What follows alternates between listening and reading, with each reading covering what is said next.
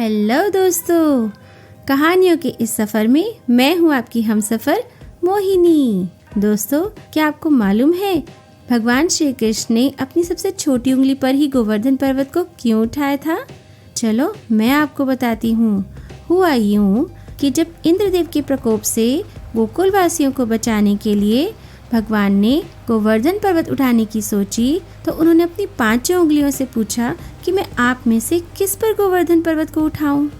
सबसे पहले उन्होंने अंगूठे की ओर देखा तो अंगूठा बोला, प्रभु आपकी सभी उंगलियां तो स्त्रियां हैं, केवल मैं ही नर हूँ, इसलिए आप केवल मुझ पर ही गोवर्धन पर्वत को उठाएं।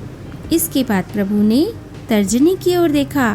तर्जनी बोली, प्रभु यदि किसी को चुप कराना हो या कोई इशारा करना हो तो केवल मैं ही काम आती हूँ, इसलिए आप मुझ पर ही गोवर्धन पर्वत को उठाएं।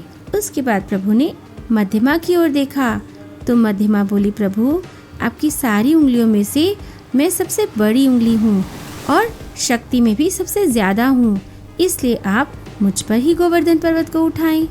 इसके बाद प्रभु ने अनामिका से पूछा तो अनामिका बोली, प्रभु आपकी सभी उंगलियों में से मैं सबसे पवित्र उंगली हूँ, क्योंकि मंदिरों में सभी देवी देवताओं को केवल मेरे द्वारा ही तिलक किया जाता है, इसलिए आप मुझ पर ही गोवर्धन पर्वत को उठाएं।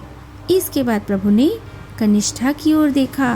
बस प्रभु के देखते ही कनिष्ठा की आंखों में जल भर आया और उन्हें भीगी आंखों से बोली, प्रभु मैं तो सबसे छोटी हूँ, मेरा तो कहीं उपयोग भी नहीं होता और मुझ में तो इतनी शक्ति भी नहीं कि मैं गोवर्धन पर्वत को उठा सकूं। मुझे तो केवल इतना पता है, मैं जैसी भी हूँ आपकी हूँ। बस इतना सुनते ही प्रभु मुस्कुरा दिए और बोले, हे कनिष्ठे, मुझे तुम्हारी विनम्रता ही भा गई। बस इसलिए प्रभु ने कनिष्ठा को सम्मान देते हुए अपनी सबसे छोटी उंगली पर ही गोवर्धन पर्वत को उठाया। तभी तो कहते हैं, छोटा बने सो हरि को पावे, यानी हमें कुछ पाने के लिए विनम्र होना पड़ता है। इसलिए प्रेम से बोलो राधे राधे। तो दोस्तों, आपको मेरी आज की ये छोटी सी कहानी कैसी लगी मुझे कमेंट करके ज़रूर बताना।